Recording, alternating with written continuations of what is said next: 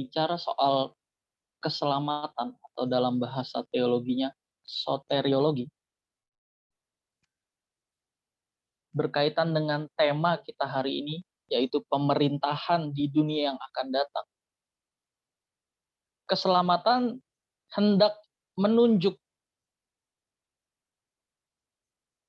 keselamatan hendak menunjuk orang-orang yang dipersiapkan untuk memerintah di dunia yang baru bersama dengan Tuhan Yesus sebagai kepala pemerintahan. Arti keselamatan artinya dikembalikan ke rancangan awal atau rancangan. Nah, sebetulnya maksud dari keselamatan itu sendiri adalah mempersiapkan orang-orang pilihan untuk memerintah di dunia yang baru bersama dengan Tuhan Yesus sebagai kepala pemerintahan. Di dunia yang akan datang, terselenggara sebuah pemerintahan. Itulah sebabnya dunia yang akan datang nanti, sistem masyarakatnya dalam bentuk kerajaan atau kingdom. Ya, kalau sekarang disebutnya pemerintahan ya. Kalau dulu disebutnya kerajaan. Tuhan Yesus berkali-kali memunculkan hal mengenai pemerintahan yang akan datang. Di antaranya bahwa orang percaya akan memerintah bersama-sama dengan Dia. Nah, kita mesti buka dulu nih. Lukas 22 ayat 28 sampai 30.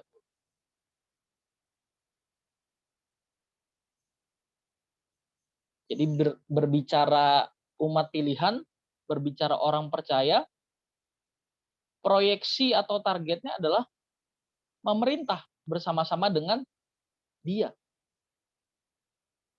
Kalau ada yang mimpin berarti ada yang dipimpin. Nanti kita lihat di bagian penjelasan akhir ya. Oke. Silakan dibaca. Lukas 22 ayat 28 sampai 30.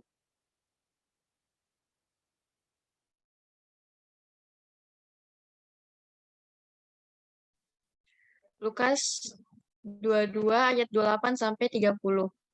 Kamulah yang tetap tinggal bersama-sama dengan aku dalam segala pencobaan yang aku alami. Dan aku menentukan hak-hak kerajaan bagi kamu sama seperti Bapakku yang semeja dengan aku di dalam kerajaan.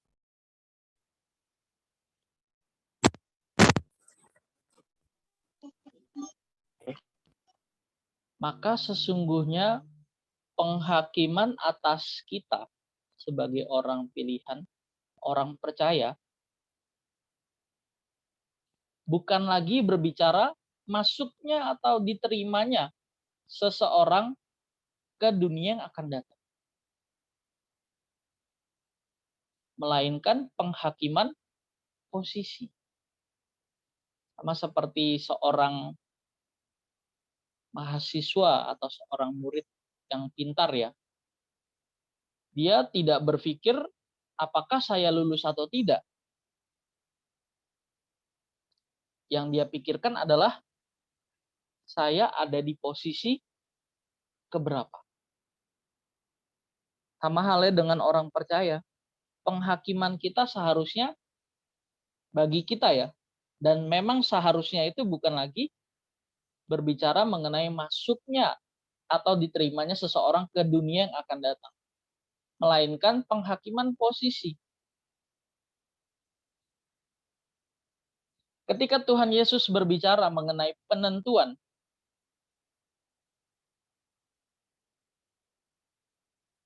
hak-hak kerajaan bagi orang percaya, Tuhan Yesus sedang berbicara mengenai pemerintahan dunia. Saya ulangi, ketika Tuhan Yesus berbicara mengenai penentuan hak-hak kerajaan bagi orang percaya, Tuhan Yesus sedang berbicara mengenai pemerintahan dunia. Nah, ini ayatnya ada di Lukas 22 ayat 25 sampai 26. Sebagaimana di dunia Saya ulang, sebagaimana di dunia ada sistem pemerintahan, demikian juga dalam kerajaan Tuhan nanti. Untuk pemerintahan dunia, nah kita lihat teks aslinya ya. Jadi kalau kita buka Lukas 22 ayat 25 sampai 26, di sana ada kata pemerintahan dunia ya. Nah, kata untuk pemerintahan adalah kurie, artinya penguasaan sebagai tuan atau majikan atau mengontrol. Saya ulangi, untuk pemerintahan dunia, Tuhan Yesus menggunakan kata kurieuo, yang artinya penguasaan sebagai tuan atau majikan atau mengontrol.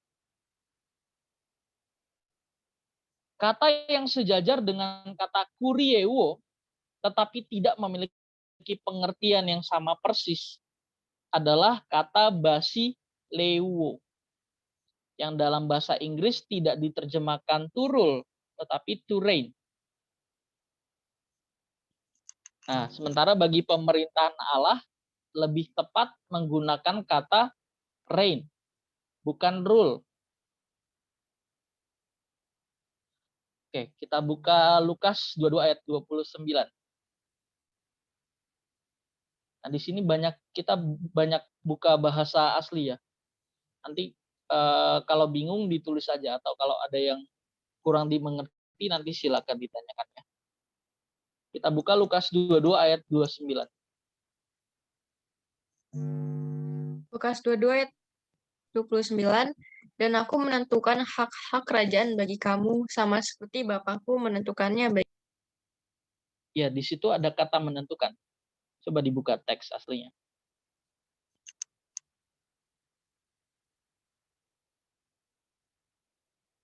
Teks aslinya adalah dia tithemai. Kata menentukan dalam Lukas 22 ayat 29 dalam teks aslinya adalah dia tithemai, yang berarti menganugerahkan, yang juga bisa berarti memutuskan, yang juga bisa berarti menyusun. Jadi kata menentukan bisa berarti menganugerahkan. Kita kembali ke ayatnya lagi. Bisa berarti memutuskan, bisa berarti menyusun. Oke, kita kembali lagi ke ayatnya, Lukas 22 ayat 29. Jadi kalau diganti bahasanya, dan aku menganugerahkan hak-hak kerajaan. Dan aku memutuskan hak-hak kerajaan. Atau, dan aku menyusun hak-hak kerajaan bagi kamu. Sama seperti Bapakku menentukannya bagiku. Nah, ini yang perlu diperhatikan ya. Untuk penentuan posisi yang menentukan siapa? Bapak. Tapi dalam hal mekanisme pemerintahan, berjalannya pemerintahan, yang mengatur Tuhan Yesus. Saya ulang, yang mengatur posisi adalah Bapa.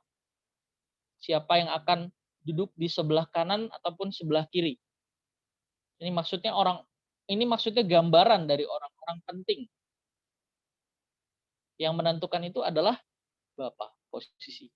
Tapi dalam hal kekuasaan, dalam mekanisme pemerintahannya, Tuhan Yesuslah yang akan menentukan.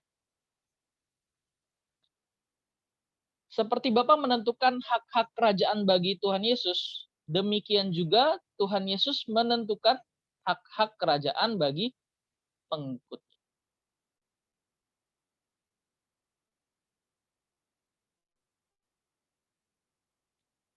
Dalam teks aslinya sebetulnya tidak ada kata hak. Nah, kata ini hendak menunjuk kekuasaan dalam kerajaan. Jadi hak-hak tersebut adalah pemerintahan. Jadi kalau di situ di ayatnya dikatakan, aku menentukan hak-hak kerajaan bagi kamu, yang dimaksud hak-hak tersebut adalah pemerintahan. Dan Tuhan Yesus sama sekali tidak membantah adanya pemerintahan kerajaan. Ketika murid-muridnya mempertanyakan, ketika murid-muridnya mempersoalkan hal ini. Kita buka Matius 20 ayat 20 sampai 23.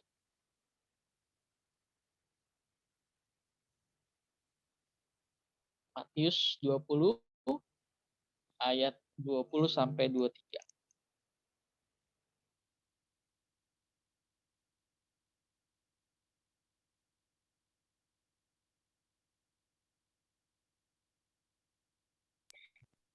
Matius 20 ayat 20 sampai 23.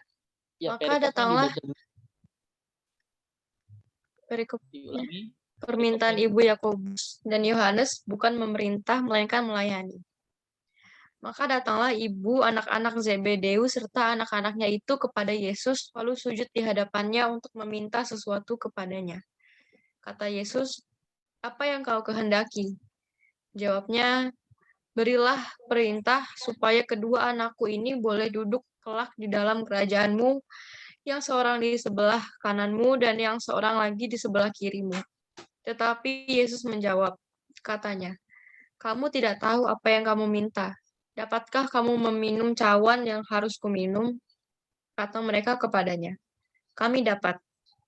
Yesus berkata kepada mereka, "Cawanku memang akan kamu minum. Tetapi hal duduk di sebelah kananku atau di sebelah kiriku, aku tidak berhak memberikannya. Itu akan diberikan kepada orang-orang yang bagi siapa Bapakku telah menyediakannya." Ya. Ini berarti memang pemerintahan dalam sistem pemerintahan kerajaan akan hadir di dunia yang akan datang, di mana Tuhan Yesus yang menjadi kepala pemerintah. Kalau sekarang itu apa? Presiden ya. Kalau kerajaan berarti yang menjadi rajanya sekaligus yang mengatur pemerintahannya adalah Tuhan Yesus.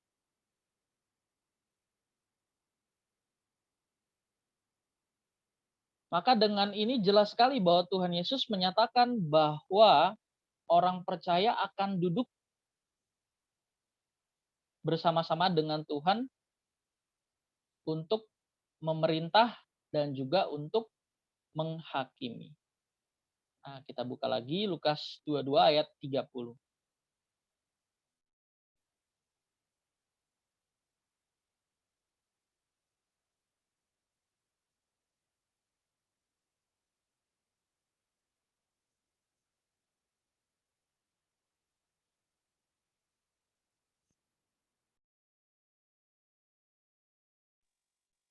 Ya, dibaca.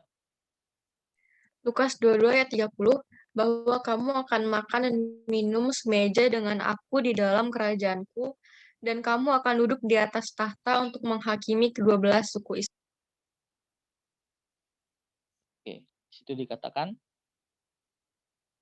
kamu akan minum dan makan semeja dengan aku di dalam kerajaan, dan kamu akan duduk di atas tahta untuk menghakimi kedua belah suku Israel. Orang percaya akan duduk bersama-sama dengan Tuhan untuk menghakimi. Nah, kata menghakimi ini juga ditemukan di dalam 1 Korintus 6 ayat yang kedua. Bahwa orang kudus akan menghakimi dunia. Kata dunia dalam teks aslinya adalah kosmos, yang juga berarti order atau tatanan. Juga berarti universe atau alam semesta. Nah, tentu yang dimaksud Tuhan Yesus bukan dunia hari ini ya. Sebab Tuhan Yesus mengatakan di dalam Yohanes 18 ayat 36 bahwa kerajaannya bukan berasal atau bukan dari dunia. Kalau dikaitkan dengan Lukas 22 ayat 30, seperti yang kita tadi telah baca, dunia yang dimaksud Tuhan Yesus adalah dunia yang akan datang, yaitu langit baru dan bumi yang baru.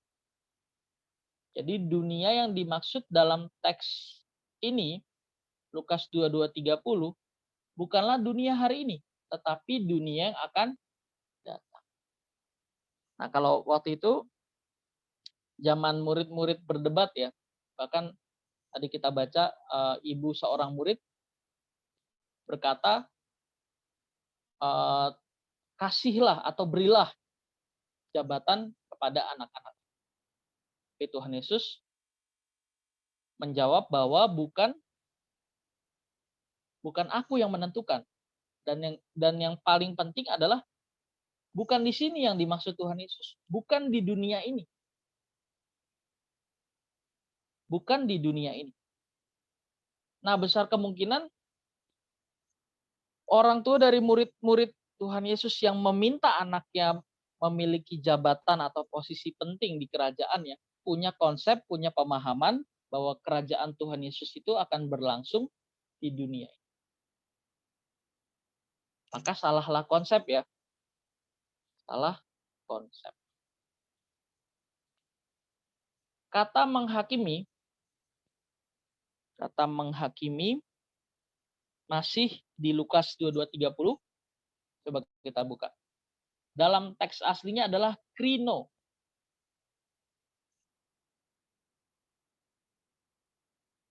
Ya, krino. Yang artinya bermacam-macam. Selain berarti menghakimi, juga berarti memerintah, menguasai, dan mengendalikan. Maka jangan heran, maksudnya apa menghakimi? Kok ayat ini dipakai untuk menjelaskan bahwa kita nanti akan memerintah bersama-sama dengan Tuhan Yesus. Bukannya bunyinya menghakimi. Nah, kata menghakimi dalam teks aslinya krino, yang artinya bisa bermacam-macam. Selain berarti menghakimi, juga berarti memerintah, juga berarti menguasai dan mengendalikan. To govern. Nah, sekarang kita balik lagi ke ayatnya. Kita baca lagi, tapi kita ganti kata menghakiminya. Kita balik ke ayatnya. Ya. Bahwa kamu akan makan dan minum semeja dengan aku di dalam kerajaanku. Dan kamu akan duduk di atas tahta untuk, tadi apa? Krino artinya satu, memerintah. Untuk menguasai. Untuk mengendalikan ke-12 suku Israel. Nah, hal ini berhubungan dengan tugas hakim-hakim di Israel pada zaman sebelum raja-raja. Hakim-hakim tersebut disebut sebagai syabhat. Kata ini selain berarti menghakimi, to judge, juga berarti memerintah atau to govern. Saya ulangi, saya pelan-pelan ya. Lukas 22 ayat 30 ini, di mana ada kata menghakimi ya, menghakimi ke-12 suku Israel. Nah, hal ini berhubungan dengan tugas hakim-hakim di Israel pada zaman sebelum raja-raja. Zaman hakim-hakim itu belum ada raja. Nah, hakim-hakim tersebut disebut sebagai syabhat. Kata ini selain berarti menghakimi, juga berarti memerintah. Pada zaman hakim-hakim, Allah memerintah, mengendalikan, dan mengatur bangsa Israel melalui hakim-hakim tersebut. Maka hakim-hakim di sini disebut syabhat, selain berarti memerintah, to judge, juga berarti, selain berarti menghakimi, to judge, juga berarti memerintah. Jadi Allah memerintah, mengendalikan, dan mengatur bangsa Israel melalui hakim-hakim tersebut. Mereka tidak membutuhkan raja. Kenapa? Sebab Allah yang menjadi raja mereka. Jadi hakim-hakim ini adalah mandataris Allah. Mandataris Allah itu apa? Mandataris artinya orang yang menerima mandat, orang yang menerima perintah, orang yang menerima arahan. Sebagai mandataris Allah artinya orang yang menerima perintah dari Allah untuk melaksanakan kehendak serta rencana.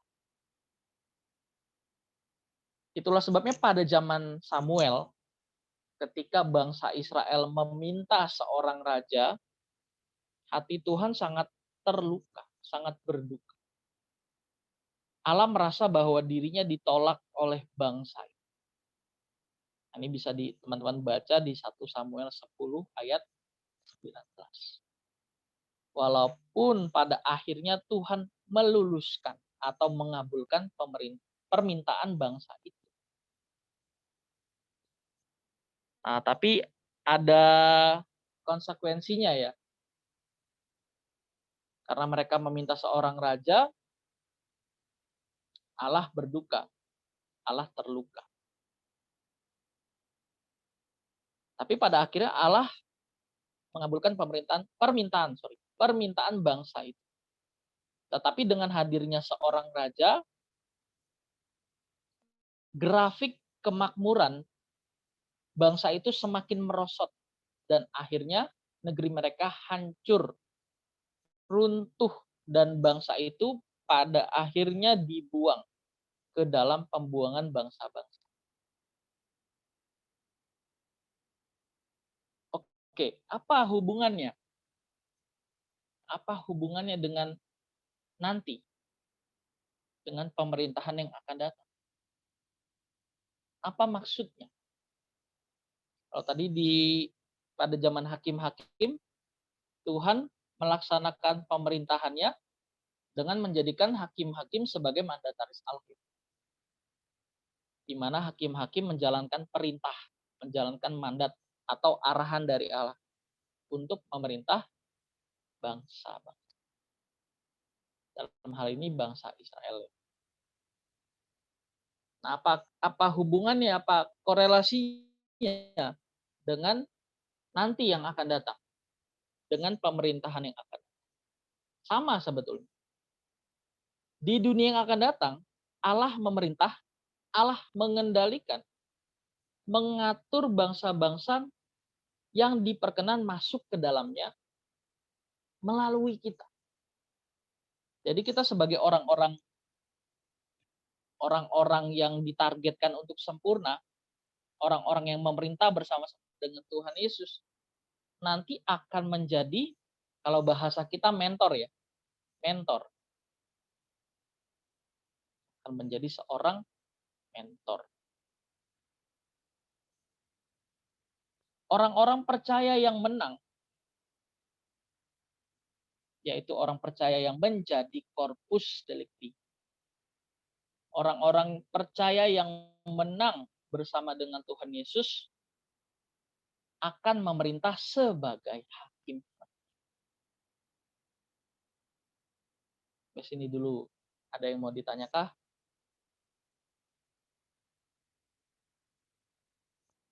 Belum?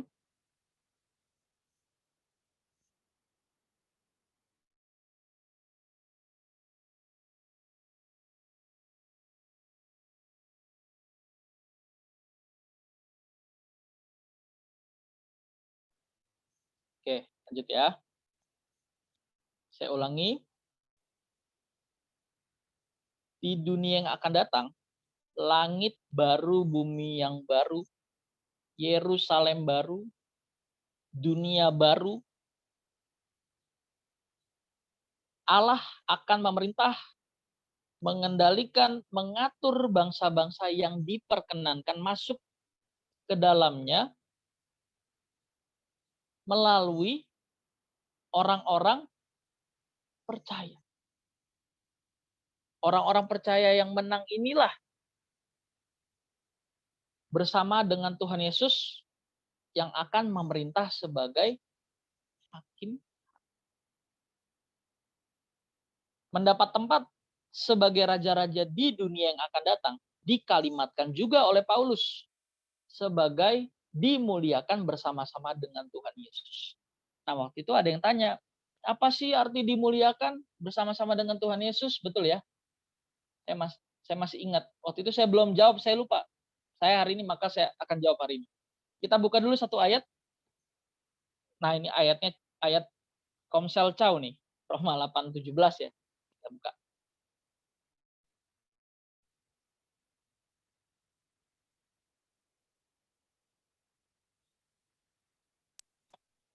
Chow artinya calon ahli waris.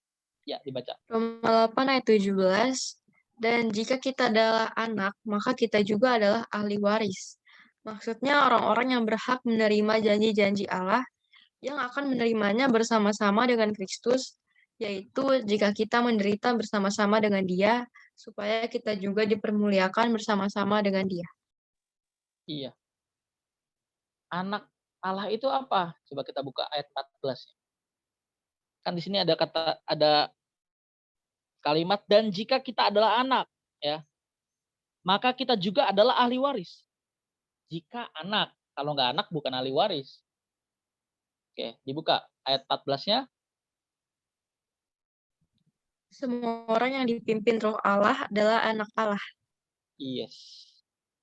Anak Allah itu apa? Orang-orang yang dipimpin oleh Roh Allah. Maksudnya dipimpin Roh Allah apa? Dipimpin oleh Roh Kudus. Maksudnya dipimpin Roh Kudus apa? Dipimpin atau digerakkan atau dikuasai oleh kehendak Allah. Di mana kehendak Allah meraja di dalam hidup kita. Ini baru disebut sebagai anak. Kalau kehendak Allah belum mendominasi, belum meraja di dalam kehidupan kita, maka kita belum anak. Oke, kita anak. Anak gampang. Notos. Kita anak, ya secara status kita dibenarkan, tapi secara keberadaan kita masih notos, anak gampang. Nah, sementara anak di dalam Roma 8 ayat 14 ini, huyos. Huyos. Orang-orang yang dipimpin oleh kehendak Allah. Oke, kita balik lagi ke ayat 17.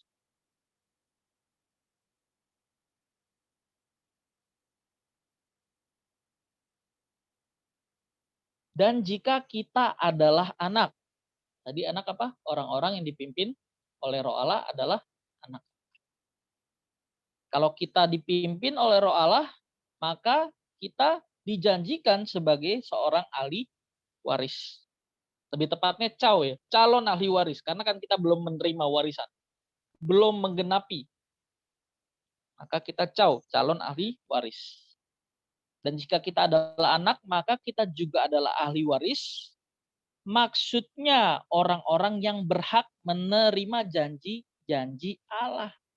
Yang akan yang akan menerimanya bersama-sama dengan Kristus. Yaitu jika kita menderita bersama-sama dengan Dia.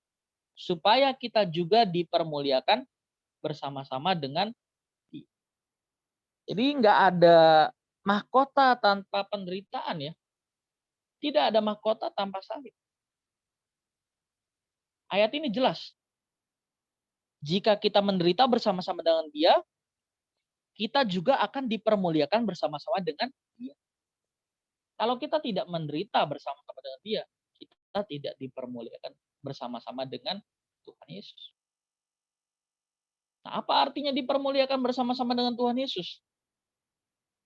Apa artinya dipermuliakan bersama-sama dengan Tuhan Yesus? Dipermuliakan bersama-sama dengan Tuhan Yesus artinya adalah diberikan hak-hak kerajaan untuk memerintah bersama-sama dengan Tuhan Yesus. Jadi maksud dimuliakan bersama-sama dengan Tuhan Yesus adalah diberi hak-hak kerajaan untuk memerintah bersama-sama dengan Tuhan Yesus. Itu ya. Jadi ahli waris adalah kelompok anggota keluarga kerajaan sebagai anak-anak Allah yang selama di bumi belajar sempurna seperti Bapa dan menderita bersama-sama dengan Tuhan Yesus. Mereka adalah orang-orang yang menang dan diakui atau dinilai sebagai korpus. Jadi ada dua golongan nanti di langit baru dan bumi yang baru. Loh, kok begitu? Ya tidak bisa tidak. Kalau ada yang dipilih berarti ada yang nggak dipilih. Nah, tentu jangan salah memahami ini ya.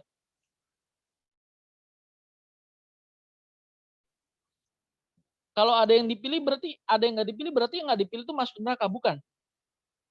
Orang-orang yang dipilih adalah orang-orang yang ditentukan untuk menjadi sama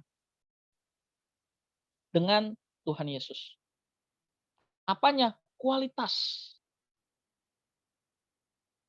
Maksudnya sama di sini bukan sama persis ya, sama persis dengan Tuhan Yesus. Nah, nanti kita perlu bahas nih tersendiri. Maksudnya serupa dengan Tuhan Yesus itu apa? Sama persis kualitasnya dengan Tuhan Yesus tentu tidak mungkin.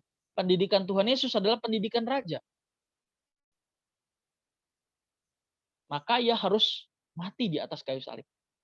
Pada saat itu, pada zaman itu, hukuman salib adalah hukuman yang paling hina. Raja kita menderita dan dihinakan sedemikian. Itu pendidikan raja.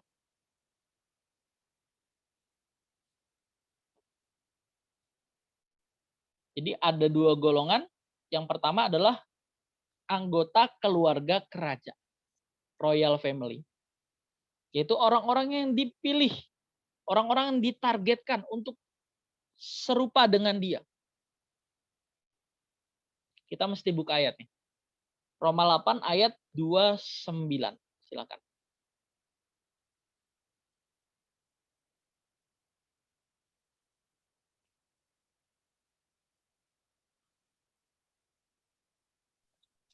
Roma 8 ayat 29, sebab semua orang yang dipilihnya dari semula, mereka juga ditentukannya dari semula untuk menjadi serupa dengan gambaran anaknya, supaya ia, anaknya itu menjadi yang sulung di antara banyak saudara.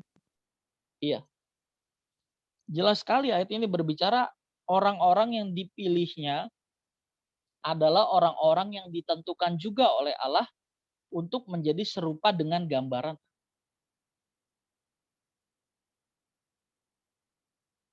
Nggak bisa kita menuntut orang yang nggak dipilih sama kualitasnya dengan kita. Nggak bisa. Kenapa begitu ya? Karena banyak sekali orang yang juga tidak percaya Tuhan Yesus. Nah, ini mereka bukan berarti tidak selamat ya. Mereka selamat, tapi dengan syarat harus mencapai kualitas moral tertentu menurut ukuran Tuhan.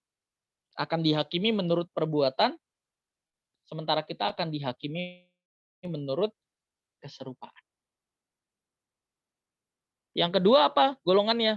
Yang kedua adalah anggota masyarakat biasa. Anggota masyarakat biasa. Siapa? Yaitu orang-orang yang hidup di perjanjian lama, yang memiliki standar Taurat maupun standar bukan Taurat, juga orang-orang yang ada di perjanjian baru, orang-orang non-Kristen maupun orang-orang Kristen yang salah mendengar Injil.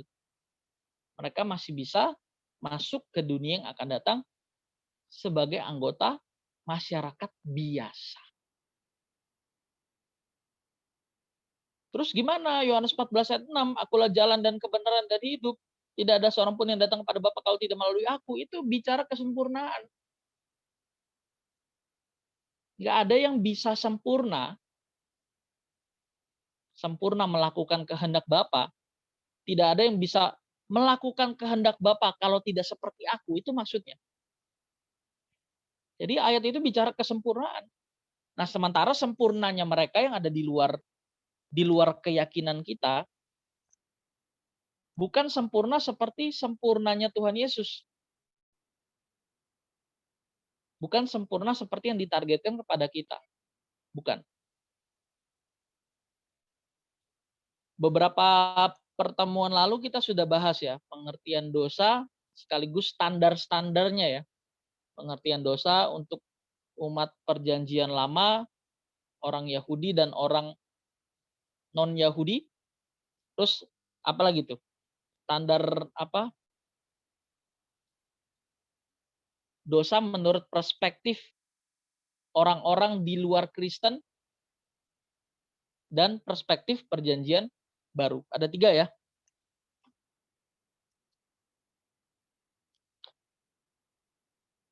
Oke, sebentar.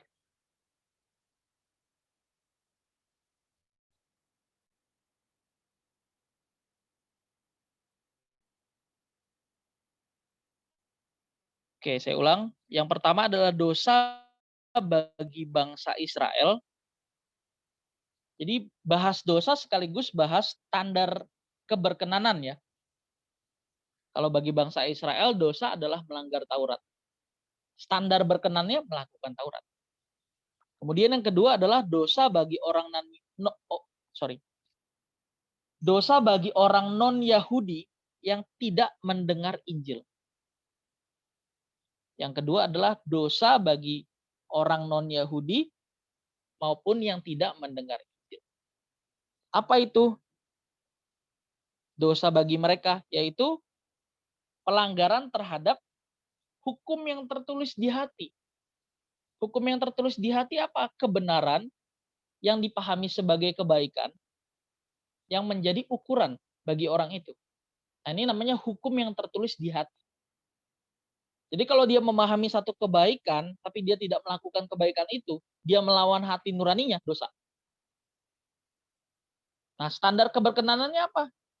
Mereka melakukan apa yang dianggap sebagai kebaikan. Menurut konsep kebenarannya itu. Nah, sementara bagi orang percaya, bagi kita orang percaya, ya, dosa dalam perjanjian baru artinya adalah meleset, hamartia. Segala sesuatu yang tidak sesuai dengan pikiran perasaan Allah itu dosa, meleset. Nah, menariknya kata dosa dalam perjanjian baru, kata dosa sebetulnya ada banyak. Cuma kebanyakan pakai kata hamartia. Artinya meleset. Menariknya, hamartia, kata dosa dalam kebanyakan perjanjian baru, itu tidak memuat kejahatan. Tidak memuat unsur kejahatan moral di dalamnya. Tidak memuat unsur kejahatan di dalamnya. Tetapi dosa dalam perjanjian baru artinya segala sesuatu yang tidak sesuai dengan pikiran perasaan Allah meleset, luncas dosa. Nah, standar keberkenanannya apa? Sempurna. Standar keberkenanannya sempurna. Oke, kita kembali lagi kepada orang-orang yang menerima hak-hak kerajaan ya tadi ya, calon ahli waris. Mereka adalah orang-orang yang menang dan diakui atau dinilai sebagai corpus delicti. Nah, kelompok ini bukan hanya tertulis dalam kitab kehidupan, tetapi juga tertulis dalam kitab kehidupan anak domba yang diperkenan masuk Yerusalem baru. Nah, pasti banyak yang mendebat kita. Seakan-akan hanya ada satu ukuran penghakiman, yaitu kitab kehidupan. Mana emang ada ayatnya yang mengatakan bahwa orang percaya akan dihakimi menurut kitab kehidupan anak domba? Mana ayatnya? Gitu kan? Pasti ditanyakan. Kita buka. Wahyu 21, 23 sampai 27. Nanti jawabnya ada di ayat yang ke-27. Wahyu 21 ayat 23 sampai 27. Hari ini saya banyak slip of the tongue ya. Mungkin karena kecepatan ngomongnya. Oke. Wahyu 21 ayat 23 sampai 27. Silakan.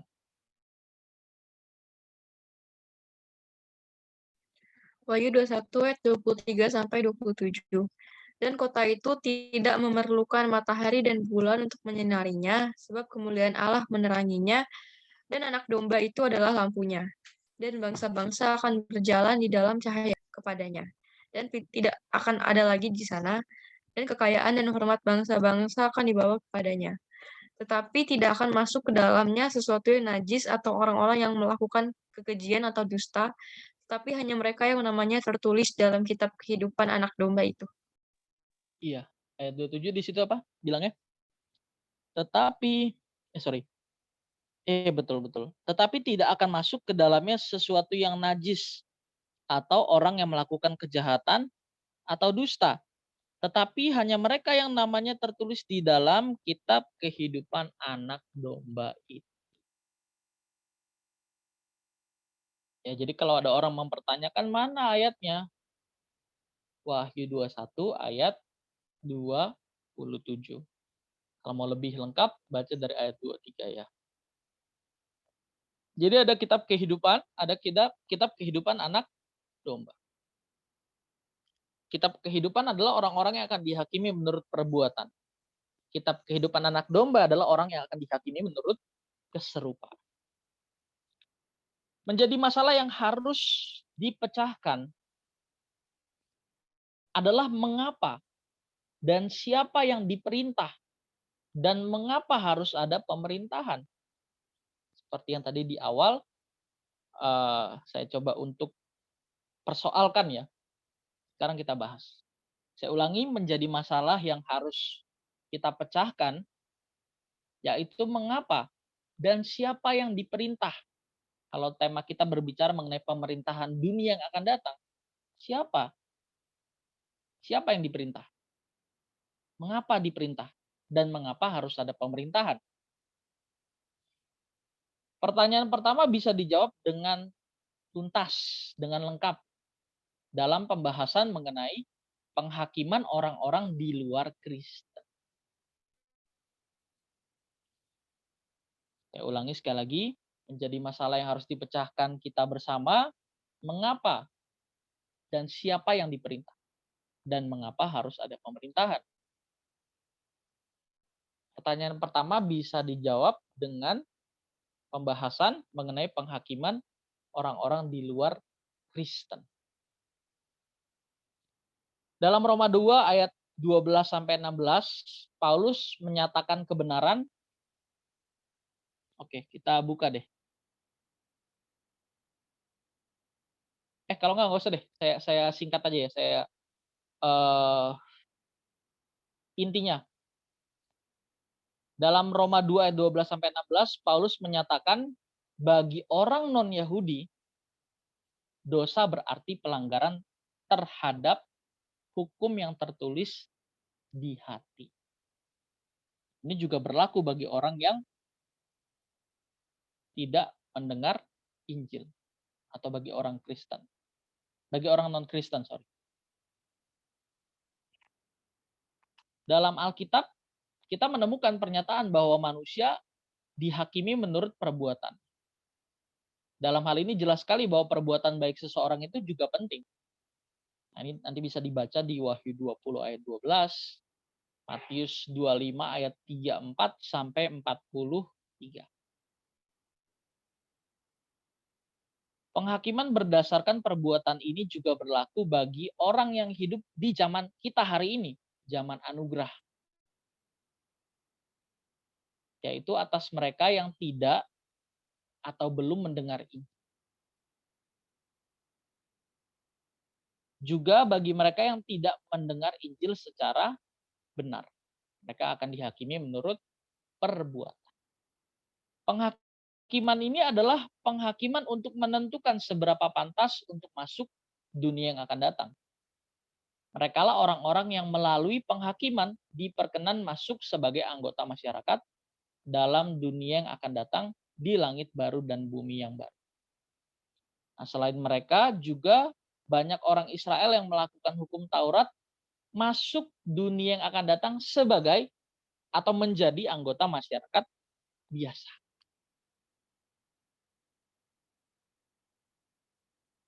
Oke, kita lanjut ke pertanyaan berikutnya. Mengapa harus diperintah? Jadi kalau tadi ditanya siapa yang diperintah? Yang diperintah adalah kalau ada yang mimpin, ada yang dipimpin. Kalau ada yang memerintah, berarti ada yang diperintah. Siapa yang diperintah? Siapa yang dipimpin? Orang-orang yang tidak belajar Injil secara memadai. Yaitu tadi orang-orang Yahudi, orang-orang non-Yahudi, orang-orang Kristen yang tidak mendengar Injil ataupun orang non-Kristen. Asal mereka punya perbuatan baik dan tidak membenci Tuhan Yesus. Ini yang paling penting. Asal mereka masih memiliki kebaikan atau memiliki perbuatan baik menurut standar yang Allah kehendaki. Jadi siapa yang tahu, siapa yang bisa memastikan standar kebaikan apa yang diharapkan oleh Tuhan. Nah, itu juga Allah sendiri yang tahu. Sama seperti kita mempertanyakan kesempurnaan. Sejauh mana orang itu bisa dikatakan sempurna? Hanya Allah yang tahu. Jadi kalau Allah memandang orang ini masih layak untuk diberi kesempatan, maka orang ini akan atau mereka yang tidak mendengar Injil maupun orang-orang mendengar Injil yang salah maupun orang Yahudi, orang non-Yahudi, asal mereka memiliki kebaikan dan tidak membenci Tuhan Yesus, tidak menghujat Tuhan, tidak menyembah berhala ya, tidak hedon, tidak materialis, bisa. Jadi catatannya banyak sekali tadi ya. Kalau baik, kalau hedon gimana? Hedon nggak bisa. Hedon, materialis nggak bisa.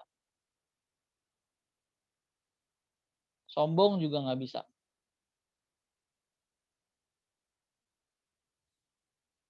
Oke. Di sampai mana tadi? Oh, mengapa harus diperintah ya? Mengapa harus diperintah? Tadi siapa yang diperintah? Yaitu orang-orang yang hidupnya di luar standar orang percaya. Tadi ada orang Yahudi, orang non-Yahudi, orang non-Kristen, maupun orang Kristen yang salah mendengar Injil. Asal tadi memiliki suatu kebaikan yang dipandang Allah diperkenan. Dan yang paling penting, tidak menghujat, tidak membenci Tuhan Yesus. Mengapa harus diperintah? Sebab mereka yang masuk dunia yang akan datang, yaitu yang namanya tertulis dalam kitab kehidupan, harus ditertibkan dalam tatanan suatu masyarakat yang sempurna. Saya ulangi.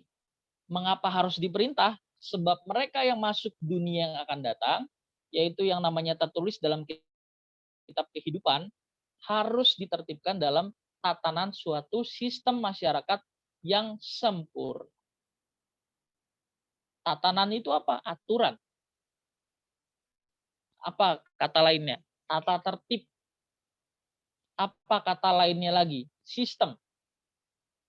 Mereka harus ditertibkan dalam tatanan, dalam aturan, dalam tata tertib, dalam sistem suatu masyarakat yang sudah sempurna. Siapa? Kita sebagai hakim-hakim tadi. Maka tadi saya juga katakan, kalau kita membahasakan dengan bahasa kepemimpinan yang sekarang sedang kita pelajari dan kita bahas dan menjadi target kita, ini terkait 5 tingkatan komitmen ya. Aktivis itu dituntut menjadi mentor. Oke, kita pakai bahasa mentor. Jadi nanti masyarakat biasa itu akan dimentor. Kita pun juga akan dimentor oleh Tuhan Yesus. Mereka pasti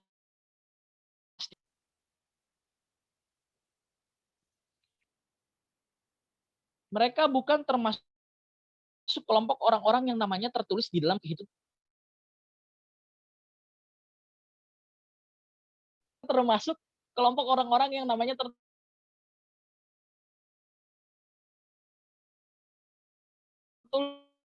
yang diperkenan masuk Yerusalem baru. Tadi yang kita baca ya, Wahyu 21 ayat 27. Orang-orang yang masuk dunia yang akan datang sebagai anggota masyarakat bukanlah yang sudah sempurna. Orang-orang yang masuk dunia yang akan datang sebagai anggota masyarakat bukanlah orang-orang yang sudah sempurna. Itulah sebabnya perlu adanya pengaturan atau semacam penertiban bagi mereka. Dalam Wahyu 12 ayat 5 dikatakan bahwa Tuhan Yesus akan menggembalakan. Kata menggembalakan dalam teks aslinya adalah poimaino, yang artinya berlaku sebagai gembala, tetapi juga memerintah. Oke, kita buka deh Wahyu 12 ayat 5.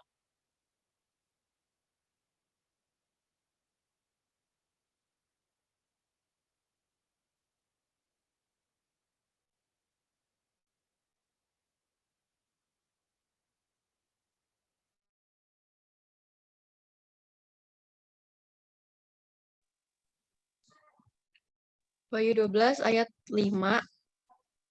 Maka ia melahirkan seorang anak laki-laki yang akan mengembalakan semua bangsa dengan gada besi. Tiba-tiba anaknya itu dirampas dan dibawa lari kepada Allah dan ke tahtanya. Ya, di situ ada kata gada besi ya. Kata gada besi dalam Wahyu 12 ayat 5, teks aslinya adalah rhapsodidera, yang berarti tongkat atau tepatnya walking stick. Kata gada besi artinya tongkat atau walking stick. Nah, biasanya tongkat ini digunakan oleh para gembala waktu menggembalakan domba-domba. Kata didera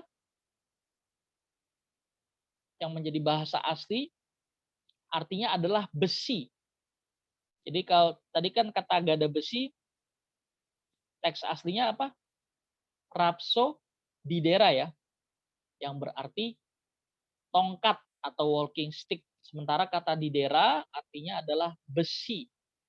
Jadi gada besi menunjuk suatu bentuk pemerintahan yang tegas tetapi tidak menyakiti. Loh, Tuhan Yesus kok memerintah dengan gada besi? Berarti otoriter dong. Nah, maksudnya memerintah dengan gada besi adalah menunjuk suatu bentuk pemerintahan yang tegas tetapi tidak menyakitkan. Sama seperti seorang gembala yang menggembalakan domba. Dengan demikian tidaklah berlebihan kalau dipahami bahwa dunia yang akan datang ada pendidikan atau semacam pembinaan bagi mereka yang di dunia tidak sempurna, agar mereka dapat menjadi anggota masyarakat yang baik, tidak saling melukai dan tidak saling merugikan. Orang percaya sebagai hakim-hakim akan menjadi penguasa yang mengatur kehidupan mereka. Tentu saja pemerintahan tersebut akan diselenggarakan dengan kebiasaan orang percaya selama di bumi ini, yaitu pemerintahan dengan jiwa yang melayani. Pemerintahan yang diselenggarakan dengan jiwa yang melayani. Yang selama ini telah kita biasakan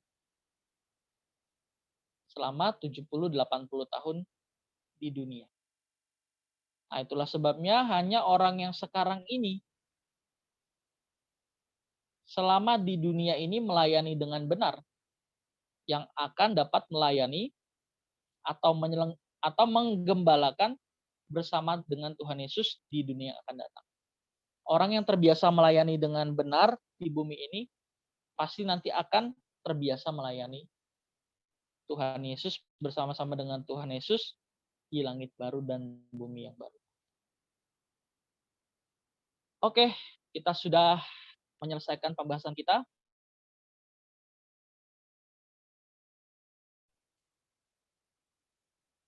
Oh, ini ada pertanyaan nih.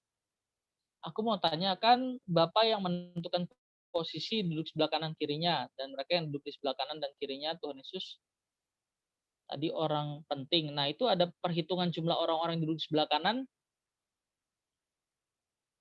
dan kiri Tuhan Yesus nggak? Oke, saya ulangi. Tadi kan posisi yang menentukan Bapak, betul. Yaitu orang-orang yang duduk di sebelah kanan dan sebelah kiri Tuhan Yesus betul.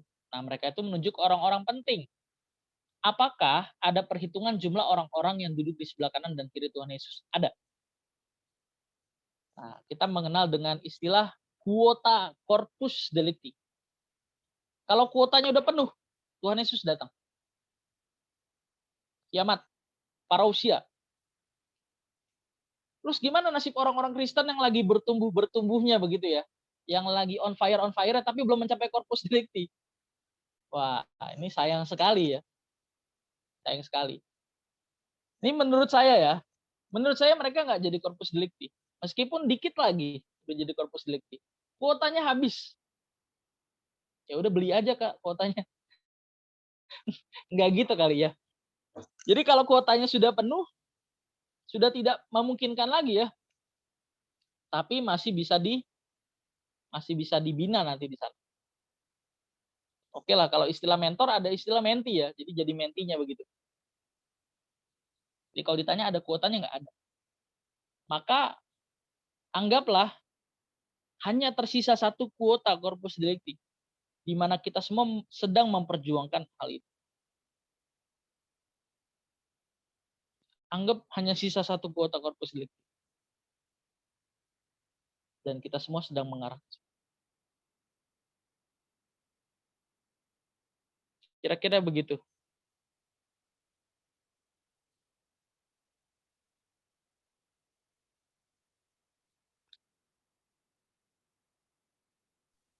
Ada lagi? Gimana yang terjawab udah terjawab ya guys ya. Di Kobet masih ada nggak Kak? Belum ada. Oke, belum ada. Ya aku juga belum ada nih teman-teman. Buat kalian yang mau nanya boleh banget di PC ke Kobet yang audio atau ke aku. Ke audio apa ke screen sih Kak? Boleh kemana aja kok. Oke, kemana aja ya guys ya? Oke, atau langsung on mic juga boleh banget nih. On mic ya guys ya. Sambil nunggu, ini kita kasih reaction dulu kali ya. Buat Kobet, kita kasih reaction. Makasih Kobet. Kobet udah nonton Jujutsu Kaisen belum Kak? Besok. Saya mau nonton. Wih, besok. Nonton sama siapa tuh Kak? Wih. Nonton sama Karin besok. Ih, lucu banget apa adanya. Oh, saya matiin dulu ya recordnya ya.